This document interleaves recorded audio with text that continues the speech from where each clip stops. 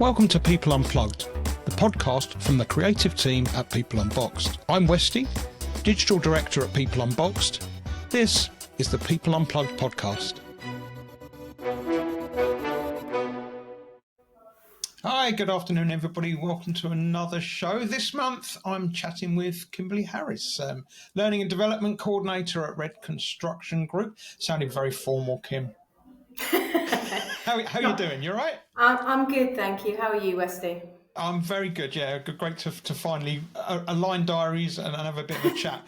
So, Absolutely. You know the way this works. We're going to have a good chat about what you're doing, what it is you're up to, and some of the tech that you're using to deliver training to your folks. Yeah.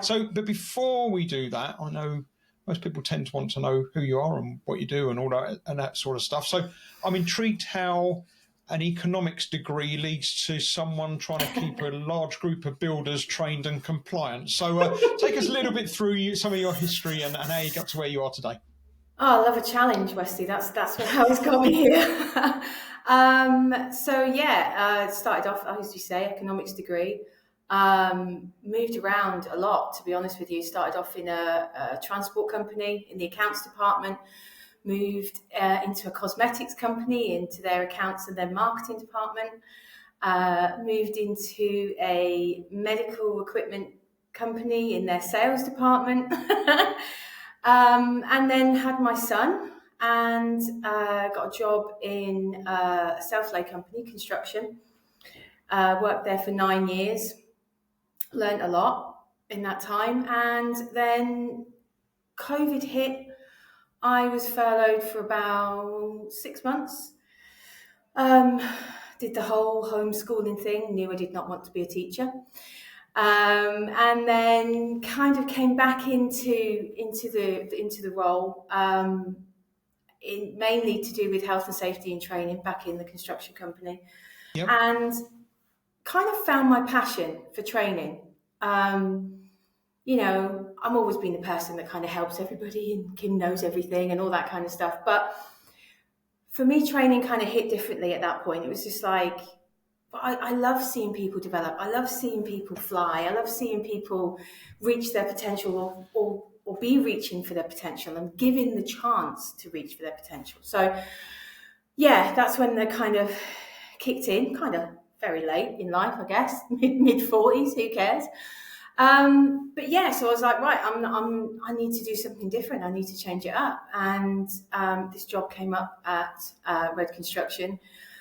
And kind of as soon as I had the interview, I knew I fitted in here, and was kind of given a blank canvas to work with. No idea was too wild, no idea was too big or too small. So yeah, fitted in really well. And 2.5 years in, absolutely loving it still. So it's great. Fantastic. Tell us a little bit about Red Construction. So it may not be the first name that springs to people's minds when they're thinking about house building, for example. But so what construction is it that you do? So at Red Construction, we act as the main contractor for large projects. So, for example, most of our projects are in London, so we've got quite a few there. Not name dropping, but the brand new Abercrombie store on Oxford Street, we did that.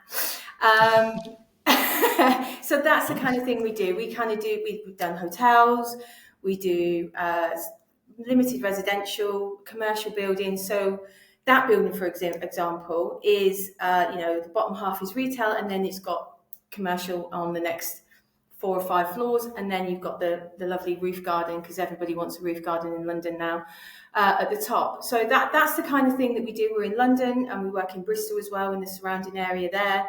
And I am actually based in our Bedford office, which is kind of like a little regional office that we have up here. So let me play back to you what you've just said. So you love the passion of training. You love the passion of seeing the difference it's making to people. Mm-hmm. You're in Bedford, and yet you've got offices in Bristol, and most of your work's in London. So is it fair to say most of the people that you're having an impact on, you possibly don't see every day? And I'd love to then dig into the challenges you face when it comes to training so many people, most of who I'm assuming are on site or on a different site to you. So how does that work? Just real focus on communication, to be honest with you. I mean, I go down to London 2 or 3 times a month. When I go down to London, I tell them I don't do my real work. I go in and I make sure I've got meetings in there. I make sure I'm meeting with the people I need to talk to. I will go to site.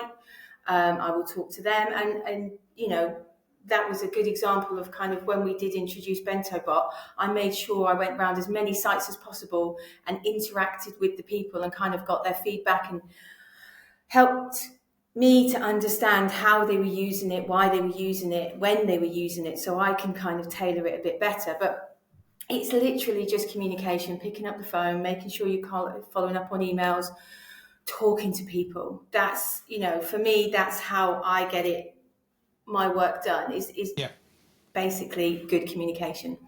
So you've just mentioned BentoBot there. So just let's get it out in the open. So full disclosure, Red Construction are one of our biggest BentoBot clients. And for those who are listening and don't know what BentoBot is, that's fine, because Kim's going to explain it to you in a minute. And I'll pick up any of the technical stuff I need to. This certainly isn't going to be a sales pitch for BentoBot, but I think Kim and I met at one of the shows, I think, when I think you were like looking around and looking at a way of solving that problem of, I'm not going to put words in your mouth here, but solving the problem of, we've got lots of time poor people, they need just in time training, but also they haven't got time to sit behind a computer and do 2 hours worth of solid e-learning, right? So what attracted you to a different solution in the first place, and how do you think BentoBot's helping that? Yeah, I mean, I think I'd been with Red about a month. And I kind of got a feel for the company and the culture of the company. And we're a very agile, fast-moving, fast-growing company. And we still are. We were then and we still are now. And our resources are stretched across our sites. But they still need to do, I mean, at that time it was compliance training. They still need compliance training. They still need to get these things done. But as a company, we couldn't afford everybody out of the company for half a day to cover all these different, like 5 different compliance training. So time was very precious to us, and we can't, it's not just half a day off site; it's probably a whole day off site. It was very precious to us. So it was looking at how can we tick both boxes? How can we make sure people are still present on site and still working hard and getting their daily jobs done, but how do we get this compliance training over to them in a way that they retain that information, that they're not just sitting there we're ticking a box here, and we don't do that, Red, in any shape or form, but making sure that this is not a tick box exercise. Okay, we've done compliance training, tick, we can move on. No, they need to understand it. And BentoBot, when I spoke to you and I spoke to Tony, BentoBot seemed to kind of tick all these boxes of, it's only 5 minutes a day, but it's repetitive learning, so it's retained, it's understood. There's quizzes in there, and that also helps them to retain that information. That's for us was the main reason why I was looking for something like that. It's again, like you say, it's just time, and we've got these big projects, but resources, personnel resources are just stretched across them. So it was trying to find a solution to fit both.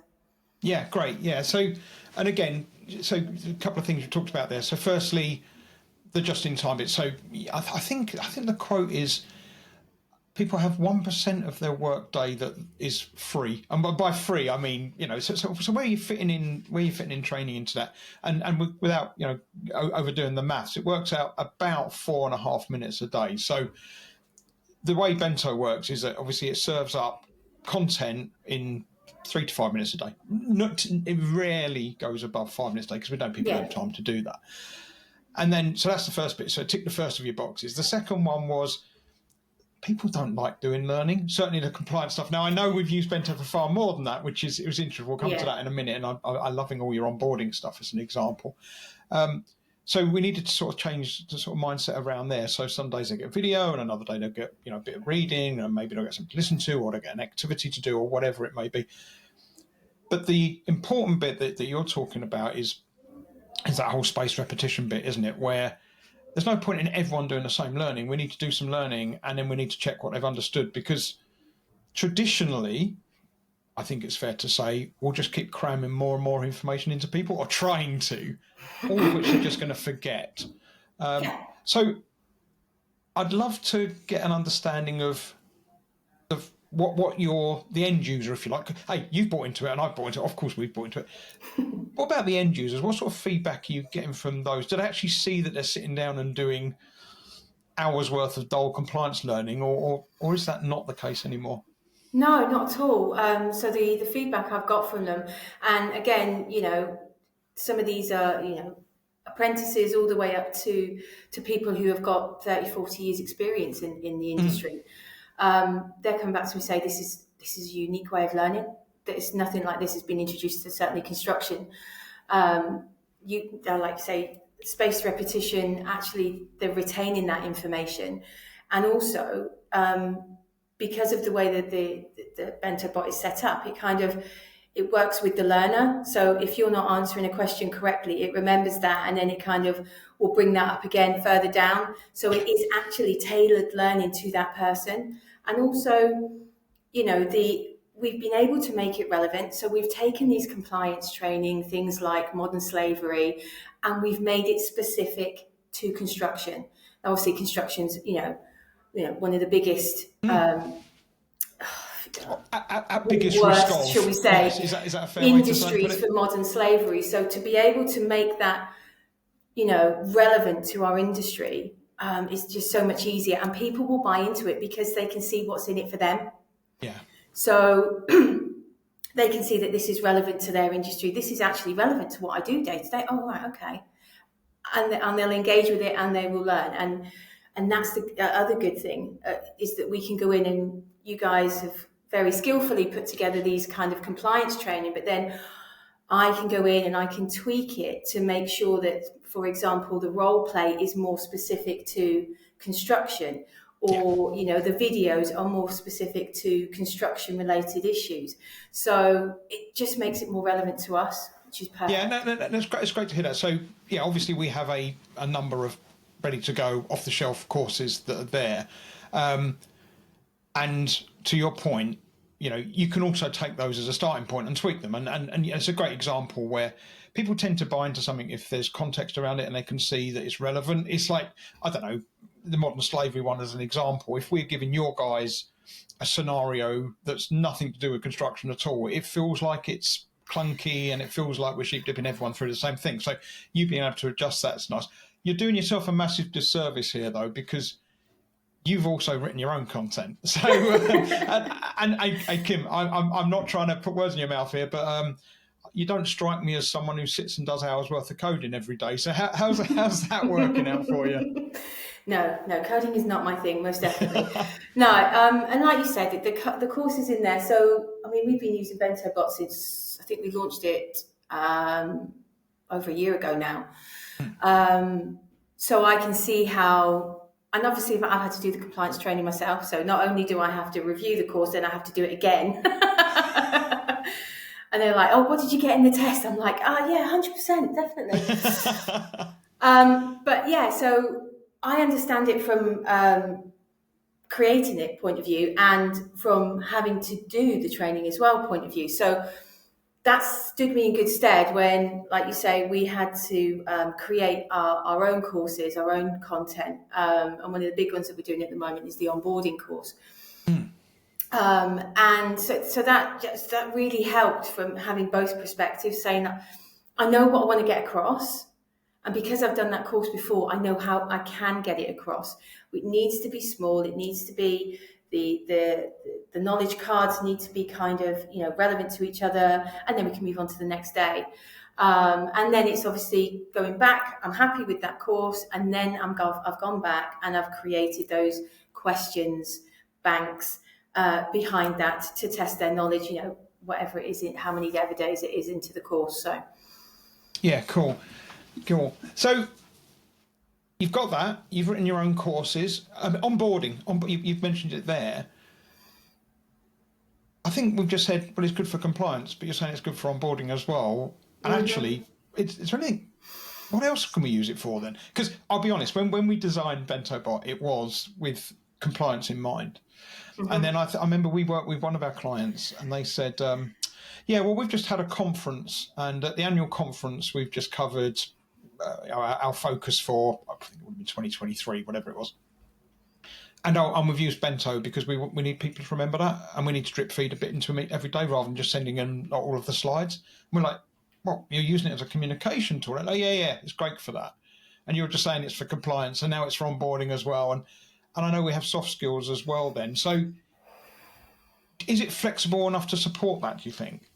Absolutely. I mean, the courses, if you look at the compliance courses, you're talking anything from 20, 25 days long. It doesn't have to be. You can make them a week. It could be, for example, we're looking at doing a lot more in-house workshops.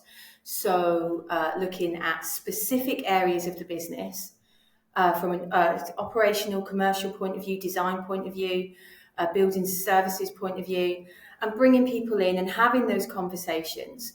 And being able to interact, because I have to be honest, my first port of call is always face-to-face interaction, face-to-face learning, getting that kind of bouncing off each other in the room. But that being said, there are some obviously important information that needs to be instilled and remembered and retained. So, for example, the Building Safety Act, which is very huge in the construction industry. There are certain aspects of that everybody needs to remember, and everybody, in different facets of the business needs to remember different things. So we do, for example, a workshop on the Building Safety Act. Well, we can reinforce that a couple of days later with the information, but bits of the information that we know we want them to retain in a BentoBot with, added information or documents or links or videos, and it makes it more interactive, it makes it more fun. Like you said before, compliance training, I dare anyone to run into a room going, I'm very excited about compliance training. Yeah. But using BentoBot makes it interactive, makes it tailored to that person, makes it fun. There's different things that you can do. It's not just reading text or watching a video all the time. There's different ways it helps you to learn. So yeah, it's multifaceted, to be fair.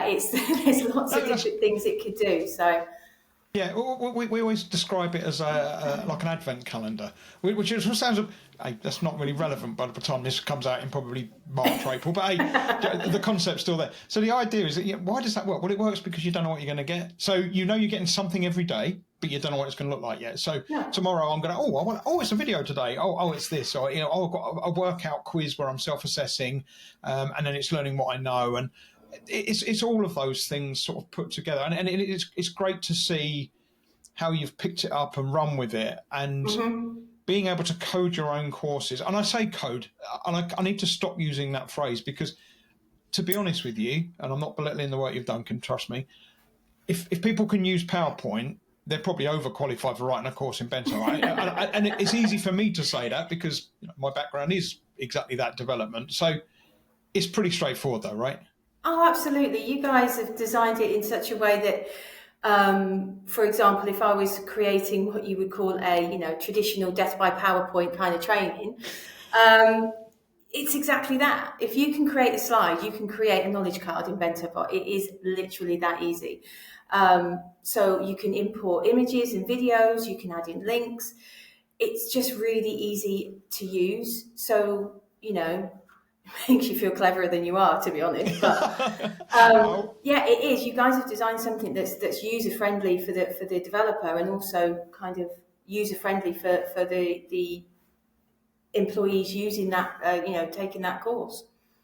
One of the things that just sprung to mind that you guys led this. So we have one of the interactions is a scenario. The survey is what I'm looking for. So basically, you can grade.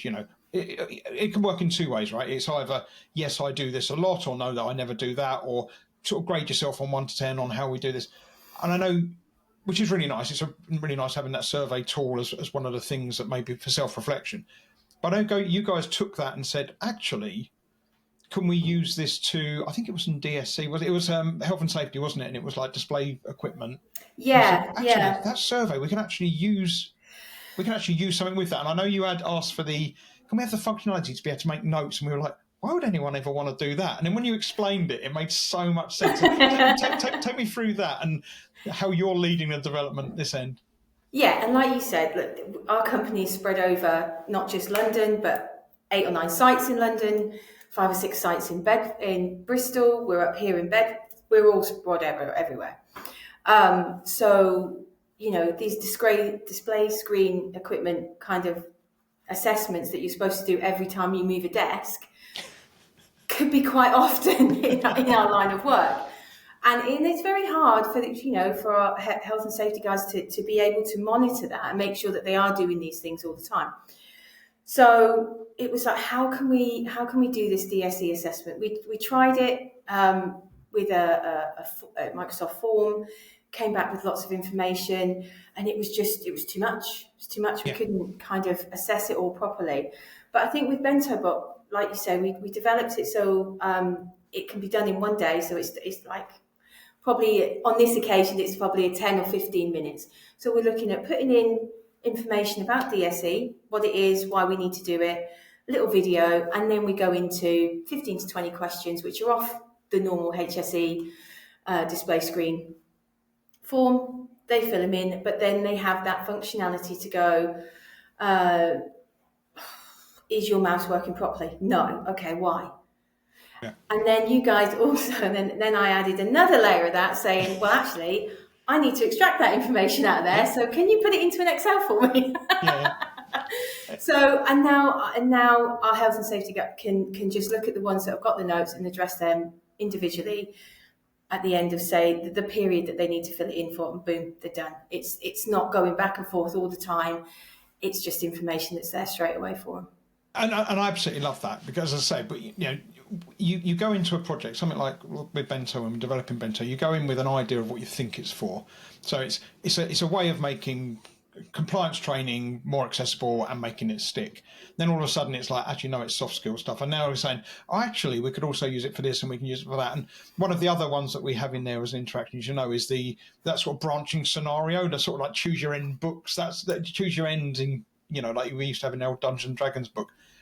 And again, having that just brings an extra layer of, what we can test people on. So it's fine telling someone a theory, but actually let them see how that plays out if they choose the wrong thing. And by the way, I know people get those wrong on purpose because they want to see. They want to see the building burn down at the end, and they want to see how it. And I don't have a problem with that because that just says to me, they probably know what the right answer is, but you know what? Let's have a look and see what the consequence of doing it is. And that's selling that whole. It adds in that layer of why as much as how. Mm-hmm. No, definitely, and like I say, there's just so many different ways to learn with it. So, like you say, you've got that bit of conversation where they have to choose an answer to a question that they've had, and there's all and that could lead into soft skills that we've talked about, difficult conversations. Yep. It could help with communication. It could help with there's obviously there's the new sexual harassment coming in. That would God, that would be perfect for that kind of conversation, Yes. to help people have those conversations. Because you're taking, like I said to you before, the face-to-face is always going to be my first port of call because that interaction. But you're taking those kind of role-play scenarios and you're taking them still into BentoBot and they're still valuable. So it's really good. Like you say, there's different areas that it can be used for. Fantastic. Kim, you wear another hat. You're a mental health first aider. Take me through what that means and how important you see that in your industry. I wouldn't know how to do that very quickly. So the construction industry is really struggling with mental health and issues and stuff like that. So what drove you to become a mental health first aider? What difference do you want to make there? So it was, ironically, literally the week before we went into lockdown for COVID, I did my first mental health first aid course. And, I think I am a person, like I said to you before, I always want to help people. I want to support people and I want to see them grow. And to do that, sometimes you need to have some difficult conversations or you need to help them get through a difficult situation. And I'm all for that. I'm all for helping people. Sometimes it's just, I just need to sit there, I'm quiet and they just need to vent. And that's absolutely fine. 9 times out of 10, they'll come to the right conclusion on their own or the right answer, or they know what, by the time they've said it out loud, they're kind of like, okay, I feel a lot calmer now. But nobody should struggle with their mental health, like nobody should struggle with their physical health. Yeah. So, and it's just so much, seems to be so much more important in construction. Traditionally, a male-dominated, and still a male-dominated industry. And, you know, some people find it very difficult to talk out loud about their feelings or to talk about issues that they're having and things like that. So it's important to kind of put a support out there for them if they want it. And do you think that stigma's changing? Do you think that that view is changing? Because I can imagine people listening to this, and I don't want to go stereotypical here, but I bet it's all a bit, we're on the building site and we're all a group of lads and let's just suck it up. So it almost feels like a really tough environment to feel comfortable having those conversations. Mm-hmm. Oh, absolutely. There is going to be no quick fix for this. This is going to take years. And just when you think you're getting somewhere, you know, something happens and you just feel like you're back to square one. But I just think it's so important for construction companies to put something in place that they can, and for Red Construction, it's not just our employees. That obviously, when we're on site, we run the project, so we have a lot of subcontractors come in. So that information we make sure is up, QR codes or phone numbers or whatever it may be. We have different support services, like supports in each site that they can have. Some have prayer rooms, some have quiet rooms that they can just go to. So it's making sure that we're putting something in place on sites and in the offices that if people want to find help, they can find it and they can access it easily. They don't have to come and talk to me. They don't have to go and talk to somebody on site, but they can talk to somebody they don't know, which sometimes is so much easier. And how do you manage, I'm going to say the pressure, and let me explain what I mean by that. How do you manage the pressure of knowing that you're not a clinical doctor, you're not a psychologist, you're not a psychiatrist, you're there to listen, but you can't necessarily give the answers. And it fascinates me with mental health first aiders, how they get. Yeah. How do you do that? Because you're all about making a difference to people. You already said it. You're all about solving people's problems. So there must be an awful lot of biting your tongue going on.